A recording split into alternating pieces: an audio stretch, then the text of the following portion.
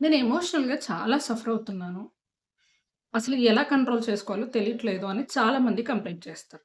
నిజానికి ఎమోషన్స్ మనల్ని డైరెక్ట్‌గా ఇబ్బంది పెట్టవు.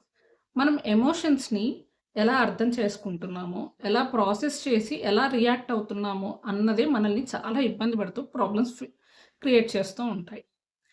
సైన్స్ ప్రకారము ఏ ఎమోషన్ అయినా ఒక 90 సెకండ్స్ వేవ్‌లా ఉంటుంది. అంటే అలా ఎప్పుడు వస్తుంది, పెరుగుతుంది, తగ్గిపోతుంది. అలాగే మన ఎమోషన్ కూడా 90 సెకండ్స్‌లో ఎమోషన్ వస్తుంది, పీక్‌కెళ్తుంది. 90 సెకండ్స్‌లో మీరు ఎలాంటి థాట్స్ ఆ ఎమోషన్‌కి ఫ్యూయల్ చేయకపోతే, ఆ ఎమోషన్ వెంటనే తగ్గిపోతుంది.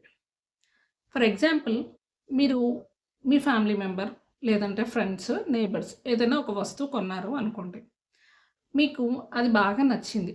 తనకు ఆ వస్తువుని చూడగానే అరే! తనకుంది నాకు లేదు అన్న జెలసీ ఫీలింగ్ ఒకటొచ్చుంటది. మీరు వెంటనే అమ్మో! నేనిలా ఆలోచించడం తప్పు. నా గురించి ఏమనుకుంటారో అని గిల్ట్, షేమ్ లాగా ఫీల్ అయ్యారనుకోండి.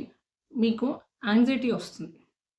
అదే మీకు జెలసీ అనే ఎమోషన్ ఒచ్చినప్పుడు, ఈ ఎమోషన్ నాకేం చెప్పగలుగుతుంది అని మీరు అర్థం చేసుకోవడానికి ట్రై చేస్తే, ఆ 90 సెకండ్ పాస్ తర్వాత మీరు ఓహ్! నాకు ఈ వస్తువు నచ్చింది కాబట్టి నేను కూడా ఇలాంటిది కొనుక్కోవాలి. నాకు కూడా కావాలనిపిస్తుంది అన్నది మీకు అర్థమవుతుంది.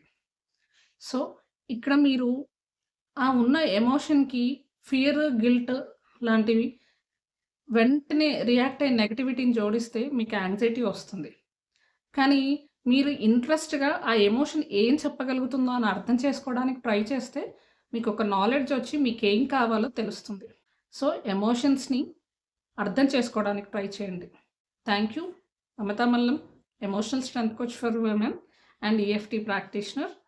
Like, share, subscribe and follow for more updates. DM and contact me for guidance and support.